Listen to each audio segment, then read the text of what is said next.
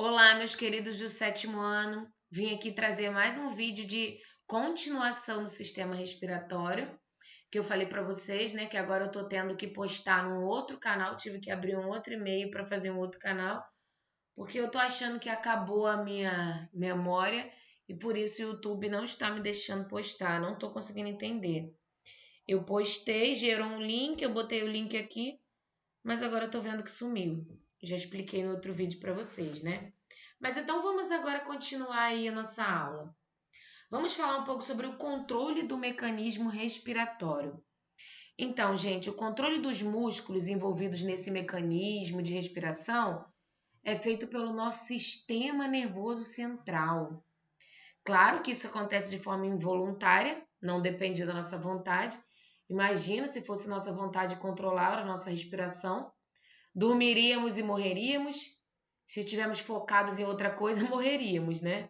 Por isso a gente pode dormir, falar, comer, fazer qualquer coisa e o mecanismo respiratório não vai ser afetado, tá bom? Então, lembra que eu falei daquele músculo diafragma no outro vídeo? Então, a contração desse músculo e dos outros músculos que eu falei, que são envolvidos aí nesse processo respiratório, aqueles músculos intercostais, né? Então, a contração dele é iniciada por uma rede de neurônios que fica lá no bulbo, o bulbo, né, faz parte lá do nosso encéfalo, e ele é o nosso centro respiratório, fica lá no tronco encefálico, que ele vai disparando, gente, espontaneamente uma frequência de 10 a 15 movimentos por minuto, quando a gente está em repouso, né? Quando a gente está fazendo atividade física, isso daí aumenta. Então, o que acontece? As interações mais complexas que existem entre os neurônios começam a criar os ciclos rítmicos da inspiração e da expiração. Isso é influenciado também por sinais sensoriais. Como assim? Existem células que detectam as concentrações de gás carbônico e oxigênio dentro do nosso sangue. Então, por exemplo, se a gente estiver tentando tampar a respiração, a gente não consegue. Ninguém consegue morrer tampando o próprio nariz e a própria boca assim, ó. Ninguém consegue. Por quê? Porque vai chegar uma hora que vai faltar oxigênio, a concentração de oxigênio vai estar menor no seu organismo. Aí o seu bulbo percebe, né? Você tem células sensoriais que percebem, detectam essa concentração aí meio desequilibrada e manda essa informação aí e você volta a respirar novamente. Imagina assim, se a concentração de CO2 estiver muito alta, o seu centro respiratório vai enviar um estímulo para os músculos respiratórios para eles começarem a aumentar a frequência respiratória, para eliminar esse gás carbônico que está em excesso. E essa concentração de gás oxigênio nos alvéolos pode ficar muito baixa em algumas situações. Isso acontece, por exemplo, quando você sai a lugares que é muito alto, elevadas altitudes, locais montanhosos. Então, lá a concentração de gás oxigênio é muito baixa. O ar é rarefeito, que a gente fala, né? O ar lá, ele tem um local, como se fosse uma área maior para se expandir, o gás, ar, né? E nessas situações, as células receptoras presentes principalmente lá nas paredes das artérias do pescoço e da aorta acabam sendo estimuladas, envia sinal lá para o seu centro respiratório, tronco cefálico, né, a região do bulbo, e ele acaba respondendo com estímulo para aumentar a ventilação pulmonar. O que é isso? Ele vai acabar mandando estímulos para os seus músculos respiratórios e a frequência respiratória aumenta, tá bom? Aí, ó. E o que mais que acontece aí? Por exemplo, eliminando corpos estranhos. Nosso epitélio, gente, que reveste as nossas vias aéreas, que reveste todo o trajeto por onde o ar passa, as células, ela tem um componente ciliar e também secretor, células que secretam uma secreção, um muco, e essa estrutura tem função de umedecer o ar e vai retirando dele partículas que não devem chegar ao pulmão, tá? Então, quando a gente tosse, quando a gente espirra, na verdade, essa irritação, isso é porque está causando uma irritação nas vias respiratórias. A tosse e o espirro nada mais é do que reflexos que ocorrem quando algo estranho está tentando entrar na sua via respiratória. Então, para poder eliminar e não deixar que ele chegue até os pulmões, você espirra e você tosse, para desobstruir as vias e manter o fluxo normal de ar ali que deveria estar acontecendo, né? Então, o que a gente tem que fazer? Qual a respiração mais correta? Respirar pela boca ou pelo nariz? Claro que é respirar pelo nariz, né? Ela é considerada uma respiração mais eficiente, porque ocorre a função do diafragma, né? E esse processo de respiração profunda, no qual o pulmão recebe essa carga máxima de ar, permitindo melhor absorção do gás oxigênio. E a respiração curta pela boca pode causar falta de gás oxigênio nas células, uma ansiedade, um cansaço, uma respiração curta também pelo nariz. A gente tem que ter uma respiração, ó, profunda, porque ela desacelera os nossos batimentos cardíacos, estabiliza a pressão arterial, promove um suprimento adequado de gás oxigênio às células de todo o corpo e mesmo melhora aí nossa eficiência pulmonar, né? Isso aqui fala um pouco mais dos benefícios da respiração. Vou passar para a próxima parte aqui, que fala da nossa fonação. Quando a gente está liberando ar, ocorre a passagem do ar para fora. E a gente tem aqui, gente, algumas pregas vocais. E o ar, quando sai, ele passa por essas pregas vocais, que são como se fosse assim, a passagem do ar e a ação desses músculos acaba provocando a vibração, ela vibra. Se você botar a mão no pescoço e fizer, você vai sentir a vibração. Isso é produção do som. A gente chama esse processo de fonação. As pregas vocais, elas são dobras feitas de tecido conjuntivo e muscular, né? Que ficam aqui bem na nossa laringe. E quando a gente está expirando, o ar passa junto com a ação desses músculos e provoca essa vibração. Ó, durante a respiração as pregas ficam abertas e quando a gente está falando elas ficam mais fechadinhas. Aí o ar promove a vibração dessas pregas aqui. E o ar que vem dos nossos pulmões, ele passa pela laringe e faz as pregas vocais vibrarem, produzindo a voz. O som formado vai ser ampliado dentro da nossa garganta, nas cavidades nasais, na boca. A nossa língua, os nossos lábios, dente, e o palato e as bochechas acabam modificando o som que vem e dá origem à fala, que é o conjunto de som articulados e que a gente consegue compreender. A fala, gente, ela é um mecanismo extremamente complexo, não somente vibração de pregas vocais, tá? Ela envolve também o nosso sistema nervoso central e periférico, porque o nosso cérebro ele é um órgão que comanda os movimentos dos músculos da faringe. Então, de acordo com o movimento desses músculos, vai sair um som de uma palavra que a gente já conhece, tá bom? E aí a gente vai formar ali algo lógico. Por isso tem gente que às vezes fala, atropela, fala uma coisa pela outra, acaba não construindo uma frase tão lógica como deveria ser, né? Agora, gente, a gente vai falar um pouquinho sobre as doenças respiratórias, tá? Que são doenças que afetam o sistema respiratório e acaba tendo aí o objetivo, infelizmente, né? Acaba tendo como resultado a dificuldade de oxigenação dos nossos tecidos, o que vai causar um grande desconforto e pode até levar à morte, né? Existem doenças respiratórias que são adquiridas por causa de algumas substâncias e partículas presentes no ambiente, mas também podem ser causadas por micro-organismos, como fungos, bactérias e vírus, né? Vamos ver uma aqui agora. Gripe, resfriado e Covid-19. Essa a gente já tira de letra, né? Infelizmente estamos vivendo aí uma pandemia causada por um vírus que ataca todo esse trato respiratório, né?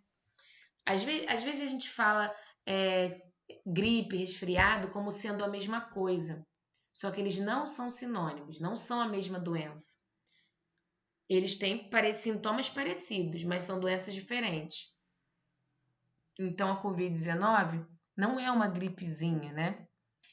A gente sabe que... Vamos falar primeiro da gripe. A gripe, gente, ela é causada por um vírus chamado influenza e os sintomas são febre altíssima de 39 graus ou mais. A pessoa fica com o corpo indisposto, tem muitos calafrios, dor de cabeça, dor na garganta, nos músculos, dificuldade para respirar e uma tosse intensa e seca. Já no resfriado, os sintomas são mais leves e a causa são outros tipos de vírus. Vai acabar produzindo uma coceira, uma obstrução nasal. A pessoa vai ter uma leve dor de garganta, um aumento de secreção nasal, que é a coriza. Vai espirrar muito, com menos frequência, mas pode ser que tenha febre. Já a Covid-19 é uma doença respiratória aguda, causada pelo novo coronavírus SARS-CoV-2, e os sintomas são bem parecidos tanto com gripe quanto resfriado, principalmente com a gripe. Em casos mais graves, ela pode causar insuficiência respiratória e problemas cardíacos e renais. Então, a gripe, o resfriado e a Covid-19, para elas causarem sintomas mais intensos, vai depender do nosso sistema imunológico para controlar aí esse vírus que está afetando o nosso organismo. E a medicação usada é somente para aliviar sintomas e o mal-estar que elas causam, né? Então, os vírus, a gente sabe que esses vírus da gripe resfriado e da Covid se espalham pelo ar, e os vírus dessas doenças têm uma transmissão facilitada quando tem aglomeração de pessoas.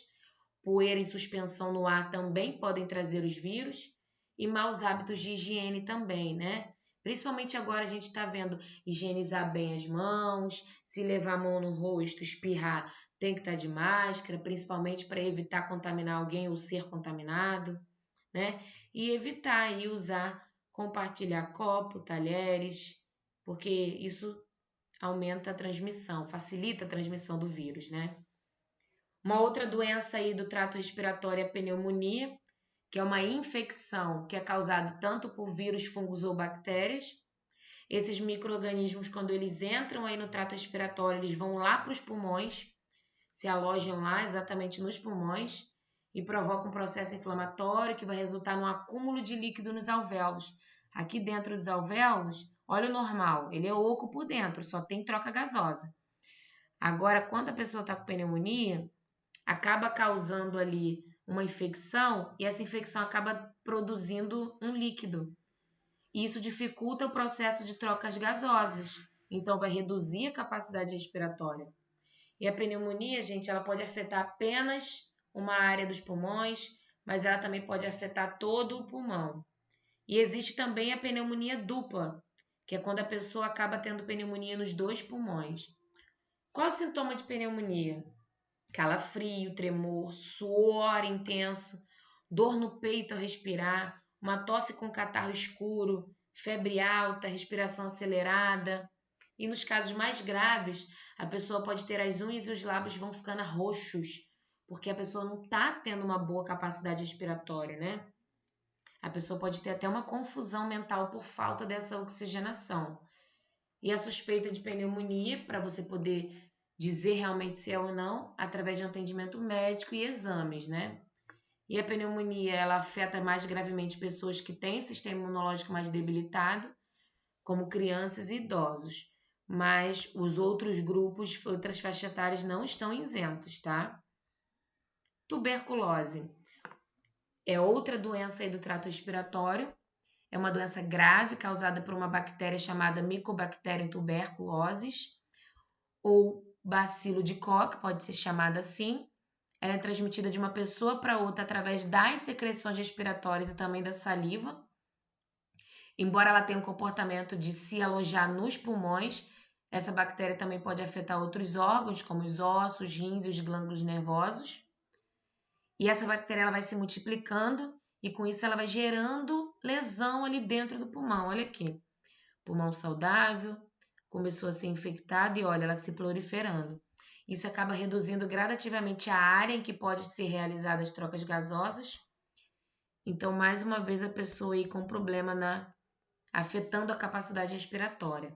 Qual é o sintoma? É uma febre baixa, a pessoa tem muita fraqueza, começa a perder peso, perda de vontade de comer, de apetite, né? Tem suor excessivo, principalmente durante a noite, muita tosse. A pessoa tosse tanto que às vezes pode sair sangue. Se não tiver tratamento, gente, a tuberculose pode levar à morte, tá? Só que ela tem tratamento e uma vez você inicia, você não deve interromper, tá bom? E a prevenção, né? Aquela maneira de não pegar, existe uma vacina chamada BCG.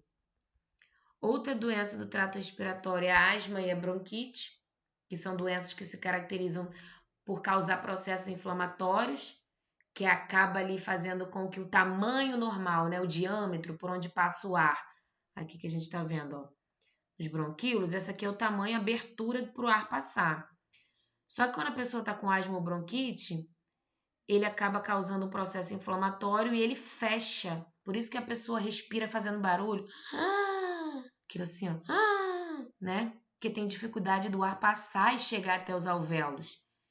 E aí tem dificuldade também do gás oxigênio passar para o sangue, né? Então, com isso, a capacidade respiratória diminui e a pessoa pode ficar sem ar se não receber tratamento, tá? A asma, ela se manifesta em crises passageiras. As pessoas podem voltar depois, né, ter uma respiração normalmente. E a crise de asma pode ser desencadeada por processos alérgicos, gripes ou resfriados. E a bronquite, por sua vez, provoca uma tosse intensa com catarro que pode durar por meses. E temos aí a rinite alérgica, que eu acho que a maioria da população brasileira tem.